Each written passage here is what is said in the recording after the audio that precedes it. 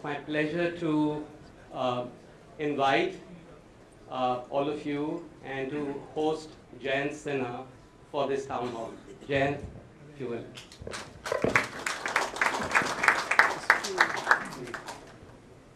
So, Jayant needs no introduction, but I'm just going to give a 2-minute one, very brief. And then we'll get on with asking Jayant to say a few words.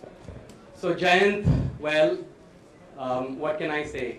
Went to IIT, went to US for a master's at UPenn, went to Harvard, went to McKinsey, worked at Courage Capital, a hedge fund, headed Omedia's India operations, went on to win the elections, and is a member of parliament from Hazaribagh. So welcome, Jayant. He's on several committees of the government, and I think this is a unique opportunity for us to interact with him and to really get some insights and have a chat about where we are all headed.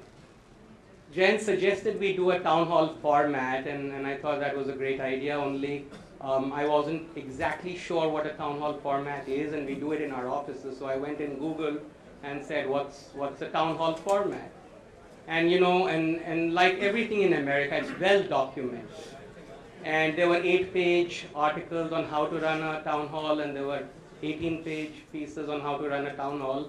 The net substance of that was there is really no structure.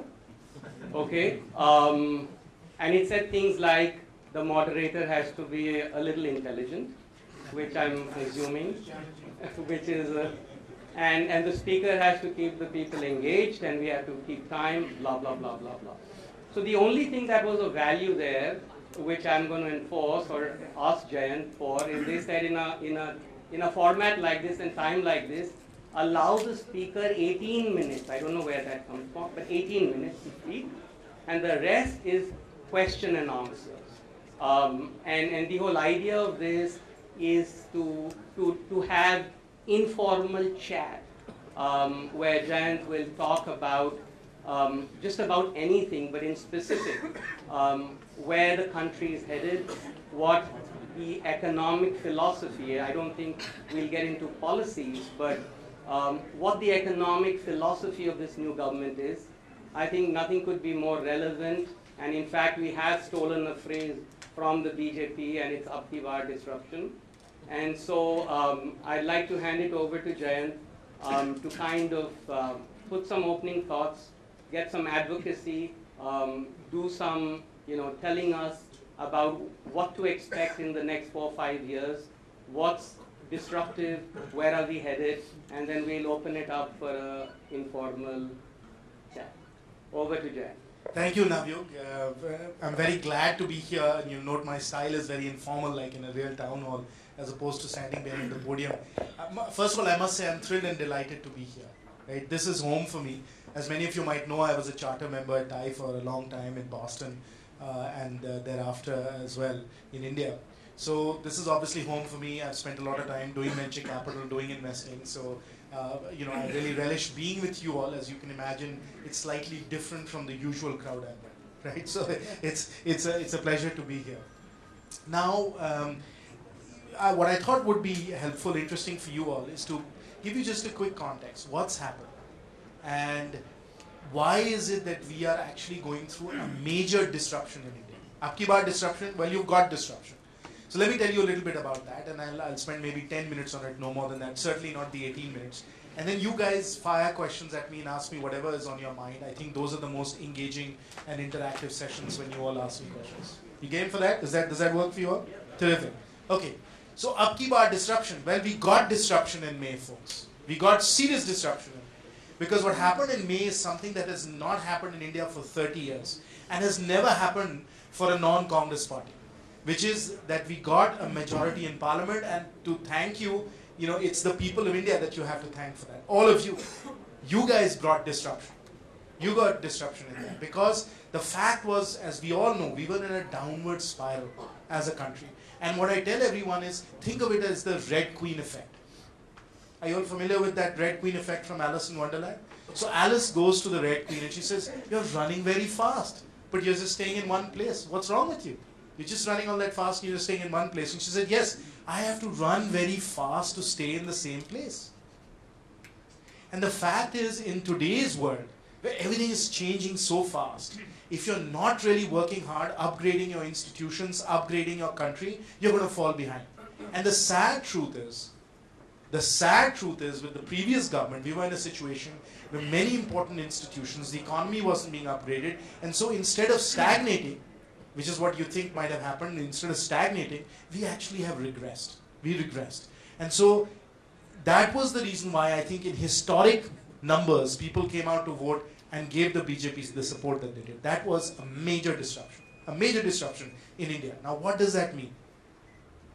What that means is that we are going to approach the Indian economy and what we are doing in a completely different way. And as I've said in Parliament and in many media events, I don't know if you all have seen any of that, and I've written about it extensively as well, what we are doing is very different from the UPA government is doing. Their economic philosophy and our economic philosophy is fundamentally different. If they are about entitlement, we are about empowerment. And so what we are trying to do is actually a veritable supply side revolution. Because what we are trying to do is to build India's productive capacity. So build India's productive capacity, whether it's roads, highways, ports, bridges, airports, power plants, make in India, 100 smart cities, bullet trains. All of this is to build India's productive capacity and also the productive capacity of the people of India.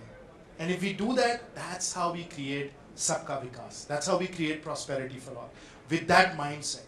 And so unlike the UPA government that had this rights-based entitlement approach towards economic strategy and economic policy, our goal is not to give people dole. Our goal is not to give people, here's this much money, that much money. Of course, those that are truly in need, we will support. Our goal is to provide, and this is what the NDA government did also between 98 and 2004. Our goal is to provide people with the tools, the resources, the opportunities so that they can make a better life. That's our goal, to build India's productive capacity. Now let's dream for a moment. We have a $2 trillion economy. The investment cycle, the economic cycle, we think is starting to turn. We are very fortunate that oil prices have come down. We have an absolutely extraordinary figure. Of course, my very good friend and Navyug's very good friend as well, Raghuram Rajan, is our central banker. As you know, Euromoney just said he's the best central banker this year. So you have an extraordinary person as a central banker. The rupee has stabilized. Inflation is coming down. And so we are very much on the pathway now. We are very much in the pathway to getting to economic growth of 5.5% this year, 6.5% next year, but eventually getting to 7%. So we will see the economy getting to 7%. And let me tell you, when Prime Minister Modi came to the Central Hall of Parliament on May the 20th and gave a historic speech, do you all remember that speech? Did you all see it? It was an extraordinary speech. An extraordinary speech. The first thing that he said to us as MPs was, he said, on 2019 there will be a report card. Make sure you do well on that report card. And the reason I bring that up is to tell you, he doesn't have a 5-year view of his prime ministership. He does not. He has a 10, maybe 15-year view. And so, if we think in that fashion, so that we recognize, of course, we had Virender Sehwag, right? So, he's a T20 player. But Prime Minister Modi is not a T20 player. Finance Minister Jaitley ji is not a T20 player. They are test match players.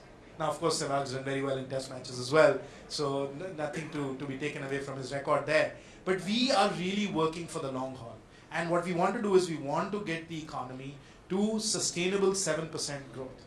Without overheating, without excessive inflation, without running into supply side constraints. Which is where the productive capacity comes in. Now, if we can get to 7% growth and grow at 7% for 10 or 12 years, we take a $2 trillion economy, which is what it is today, and take it to a $4 trillion economy in 10 to 12 years, a $4 trillion economy. And during this time, because we are generating real growth of 7%, maybe earnings growth of 12, Deep will tell us, 12, 13, 14, 20%, we are likely to see significant capital flows into India as well. I think the rupee is going to get stronger. I think we could well be, if you were to just let the rupee free float right now, I don't think it'll be at 60, 61. It will probably be more like 55. But the RBI is building up reserves right now because we want to have that rainy weather, rainy day fund. Maybe we'll get to 55 as far as the rupee is concerned, a stronger rupee. If the rupee gets stronger, instead of a $4 trillion economy, we could have a $5 trillion economy in absolute terms. Now, I'm an investor, like many of you are as well. The fact is that market cap goes hand in hand with GDP. What we've seen in India is that market cap is typically 1:1 with GDP. So if we go to a $5 trillion GDP economy, we are likely to see $5 trillion of market cap. Today, the market cap of the BSE 500 is about $2 trillion, which is where GDP is right now. And that $2 trillion has grown from $1 trillion about a decade ago. So in the last 10 to 12 years in India, we have created $1 trillion of wealth. $1 trillion of wealth in the public markets. In the private markets, maybe even more. So we've created $1 trillion of wealth. If we go from $2 to $5 trillion, we're going to create $3 trillion of wealth. So that's going to mean that triple what we've done in the last 10 years, we are likely to do in the next 10 to 12 years. That's the opportunity in front of us. That is the opportunity that a historic figure like Prime Minister Modi creates for all of us, to be able to grow the economy. And I tell my friends and others who are investors in New York and London and Hong Kong, I tell them, look, tell me how much money you made in China. How much money have you made in China? And they say, well, not a lot. And I say, how much money have you made in India? Oh, quite a bit. Then I say, you made a lot of money when the economy created $1 trillion of wealth. How much are you going to make when you create $3 trillion of wealth? And that's when people get really excited. But folks, that's what we are seeing. Now, none of this happens just by itself. It happens because of you all. It happens because of your entrepreneurship. It happens because of your innovation. That's what powers the economy forward. And the most exciting thing, I think, being somebody who's invested in entrepreneurs, the most exciting thing that's happening in India is that not only are we going to build the infrastructure and everything else, which is going to happen in any case, but we are going to create a world-class 21st century entrepreneurial economy. Because we have the talent, we have the open markets, we have the wealth creation platforms to be able to do that. That's what's so exciting. That's what's in front of us, folks. And particularly for entrepreneurs, this is the best time to be an entrepreneur, because I just think the opportunities, once we can get the economy growing at 7%, is going to be just outstanding, unbelievable. And frankly, if you ask me, I'm kind of regretting being a politician. I'm regretting being a politician because I think this is the most amazing business opportunity we'll see in our lifetimes, folks. So hey, it's great to be in India at this time. Ab ki baar disruption ho gaya, and the biggest disruptor of them all is Prime Minister Modi. Thank you. I'll take questions.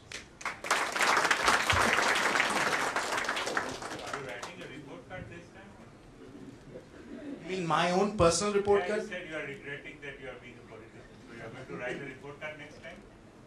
Well, we'll see. Okay. Yeah, there's a question and...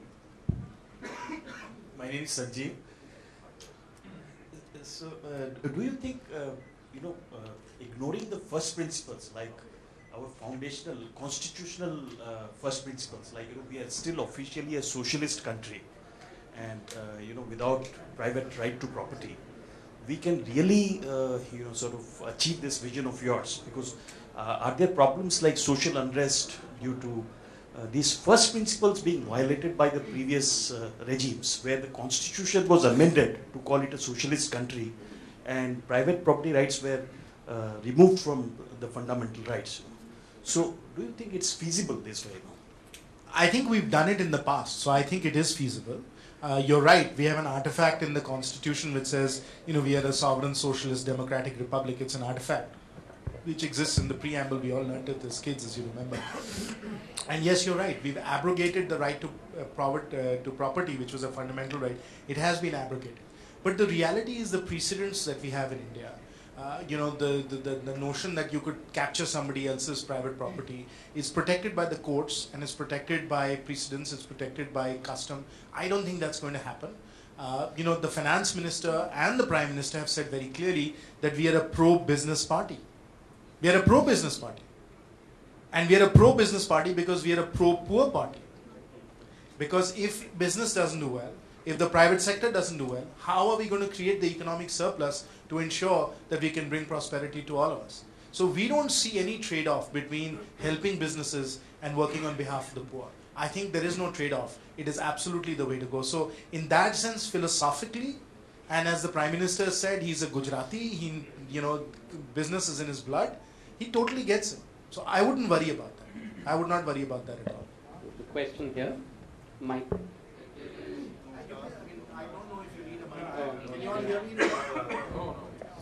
So, Mr. Sinha, I think beyond the fact that we have a very capable government, there was also enthusiasm about people getting elected like yourself, and the fact that politics is changing and meritocracy is going to take root. So what's going to be this new narrative on meritocracy that we can expect to see in the next 5 years? Well, thank you to call me, meritocrat, because I've been accused of being a dynast, right? So I'm very glad you're using that label. Let me address that issue about dynastic politics, about meritocracy. First and foremost, the Prime Minister has been very clear in his cabinet and in everything that he said. He's against dynasty. He's in favor of merit. And the people he's promoted and the people he's advanced are people who are meritocratic, capable, competent people. And he has, whether it is in the Haryana elections just now or in the national elections earlier, he has constantly criticized parties and institutions that have been captured by families. Because ultimately we all know that's no way to run a railroad, right? To use an American expression. So he's completely opposed to that, as are all of us. I think we should be, because unless you have the competence, you really can't run a large enterprise. And that competence cannot be forged, as we've seen, with certain people doing interviews with Arnab Goswami, right? Which is that when the spotlight is on you, when the glare is on you and that competence isn't there, you can't think on your feet and answer, you're going to be exposed. And politics is an unforgiving business. Politics is a business where, I can tell you, because I've dealt with it many times, you step out of a plane, you step out of a car, there are 10 mics in your face and you got to react right then. Now it's like Virender Sehwag, when, Mitchell Johnson's coming in to bowl at you, if you don't have the reflexes and the muscle memory that's built of years and years and years of hard work and natural talent, you ain't going to perform. That's the reality. Now, let me answer the question about dynasty with respect to myself. And I had to deal with it quite a bit in the media. No, because you obviously know my father is in politics. And, is a former cabinet minister and everything else. So a lot of people in the media said, well, Mr. Modi is against dynastic politics. Why the hell are you in politics, right? And I said, well, good question, great question. What you call dynasty, I call service to the nation. And I said, let me distinguish between a 25-year-old who just enters politics because his family is in politics, who's not proven himself professionally, who's not gone to the best academic institutions in the world and succeeded there, right? Those people have an entitlement mindset. They don't have a service mindset. If I came into politics, and I came into politics because my father decided he did not want to run for the Lok Sabha, he's 76 going on 77, he figured if he ran and won, which he would have certainly done, he would have been 81 when he finished. And he said, at 81, I don't want to be a Lok Sabha. And he's an ex-IAS officer, 1960 batch, and his view is, I should have retired 17 years ago. What am I doing here? Right? So he decided that he should step aside. And then, there was a discussion with him, with the party, and everybody said, well, Jayant, given your credentials and your background, maybe you should do it. And the fact is, if my name was not Jayant Sinha, right? If my name was Prashant Gupta, and I had spent 16 years in Hazaribagh, which is what I've done, working on behalf of the people, and I had the credentials and background that I did, and I'd done the work that I'd done for the party, I would have probably got the ticket. In fact, I have a handicap because, people attack me on this whole dynastic issue. And the difference between somebody like myself, who's 51 years old, now you're going to have old people now, right? Somebody like myself who's 51 years old and somebody who's 25 or somebody who's even 30 and who gets into politics is I have a long 25, 28-year career in the private sector where I've been extremely successful. And for me, it's a huge opportunity cost. And I don't just mean it financially. Obviously, financially, there's a huge opportunity cost. Does anyone know the salary of an MP? Anyone? 50,000 rupees a month. I don't think. Well, we can get into that. We can get into that. But no, I mean, the reality is, some people go into politics, something out. I'm into politics, putting money in, because there's no way you can be, doing it at 50,000 rupees and the 45,000 rupee constituency allowance you have. So, there's a huge financial opportunity cost, but more than that, it's a tremendous lifestyle cost also of, taking calls all night long, all day long, all the time, because you're there for your voters. So if I'm doing it, I'm only doing it because I want to serve the nation. That's the only reason for doing it. And that's why I'm doing it. When I was running in my campaign, there was some newspaper headline which said, Jayant Sinha, from Harvard to Hazaribagh. I have a degree from Harvard, is nothing to say. From Harvard to Hazaribagh. And I said, no guys, you got it completely wrong. You got it completely wrong. I am from Hazaribagh to Harvard. I was born in Hazaribagh, guys. And the reason why I'm doing it is because I am from Hazaribagh and I care for those people. And if people like me don't go back and contribute, what's going to happen? That's why I'm there, guys. So this whole question of dynasty, merit, etc., I take it very personally. I do have a point of view on it, and you just got it. Jan? You mentioned the previous UPA government, and everyone was convinced at the last stage of that India shining concept. In fact, they went into election a little prematurely also a few months earlier. NDA government, yeah. Now, is that a risk this time also? I mean, because there is a self-belief and then there is the perception. When you talk, I said in the context of a 15-year or a 10-year plan, I mean, last time we saw that plan suddenly disappear, and all of us, at least at our level, were very excited about it. So, I mean, do you have a thought of that? Yeah? I think you're asking about one of the most paradoxical things that happened in Indian politics. How did an extremely popular government with tremendous economic performance, 8.5% GDP growth, current account surplus, fiscal deficit dropping down to 2%, feel good everywhere in the country, India on the rise, how could that government lose in 2004? What happened? Tell me about it. I know, I was there. I saw it firsthand. The reality is it was one of those real aberrations. And what happened was, obviously, Gujarat was a major factor. I don't want to get into all the details. But Gujarat was a major factor which consolidated one community's votes completely against the BJP. That coupled, and it's India shining had nothing to do with it. It was that factor coupled with the fact that we broke our alliance with the DMK in Tamil Nadu. And they won 38 or 39 seats. And that swing of 78 seats between the UPA and the NDA was virtually the entire difference. Plus a little bit in Gujarat. And because of Gujarat, we lost a number of seats in Bihar, in UP and in Jharkhand as well. And then of course there was infighting as well. So when you add up these three factors, we were complacent. We took it for granted that we would do well. We didn't realize that the undercurrent, which had really gotten generated after Godhra in 2002, would come back in the way that it did. And then what happened is that the UPA, remember, the difference between the BJP and the Congress then was not a lot. The Congress got 145 Lok Sabha seats, the BJP got 136 seats. The difference was DMK. DMK swung it by 78 seats in that direction, which is why the UPA was far ahead of the NDA. Obviously, they formed the government with the support of the left. And thereafter, the UPA enjoyed the fruits of all the work that the NDA had done. I mean, a lot of the heavy lifting that happened between 98, I was there, I know it firsthand, folks. The telecom revolution, right? The IT industry, remember year 2000 and all of that, and what happened then? The growth of insurance, the growth of construction, the growth of real estate, all of that happened during that time period. And so when you left an economy which was booming, the investment cycle was starting to peak, we were at 8.5% GDP growth, that continued for the next 3 or 4 years. And so when 2008, 2009 came along, the next election, everything seemed really good. The economy was doing well. You had a really nice, good person like Manmohan Singh ji as the Prime Minister. You had Rahul Gandhi as the future, the face of, the youth of India. You had Sonia Gandhi, thinking about women and just being the stable person that she was. It kind of all made sense. And so they went ahead and they had a famous victory. They got 206 seats, whereas we got only 116. Right? And then everything fell apart. UPA 2 is when it all fell apart. Because that story was not true. As we know from Sanjay Baru's book, etc., etc., etc., right? So the whole thing fell apart. That's really what happened then. And in that sense, people were actually, based on my research and everything I heard, in 2014, people had been waiting for 2 or 3 years to get this government out of office.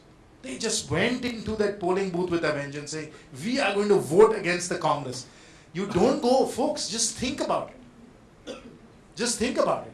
You went from 206 seats to 44 seats.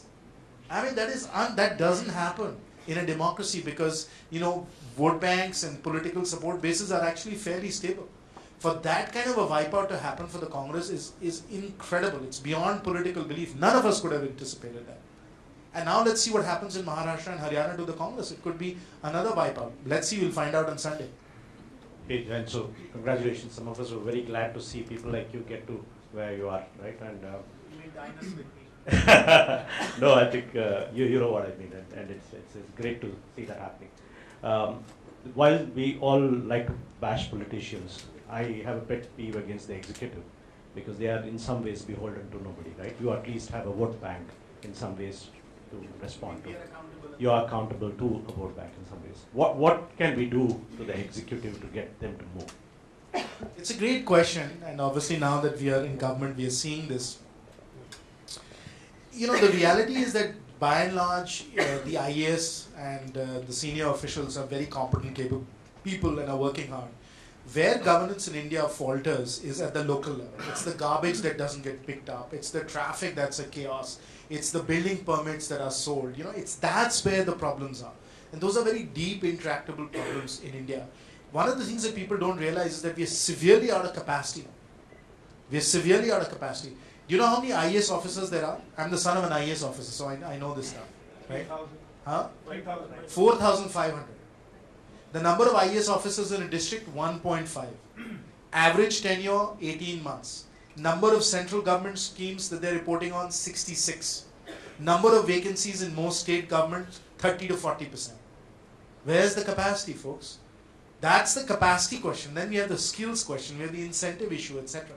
And then, of course, in a ministry, when you have capable, competent ministers that are pushing bureaucrats hard, they'll get stuff done.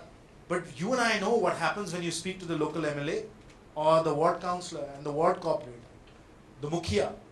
So there is this nexus, there is this collusion between, the low-level, BDO, SDO types and the mukhia, the vidhayak, and, that's the problem we are dealing with. Now, how do we address that? How do we really make life better for people? By the way, let me ask you, I'll tell you what the problems are. For instance, can any of you tell me what is the number one responsibility of a member of parliament?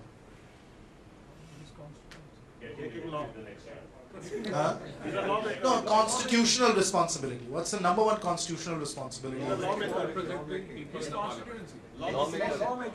Good. You guys are giving the right answer. You go ask the average voter. He'll say the role of the member of parliament is to be the super local fixer. I got a problem with the transformer that's gotten blown out in my neighborhood. Fix it.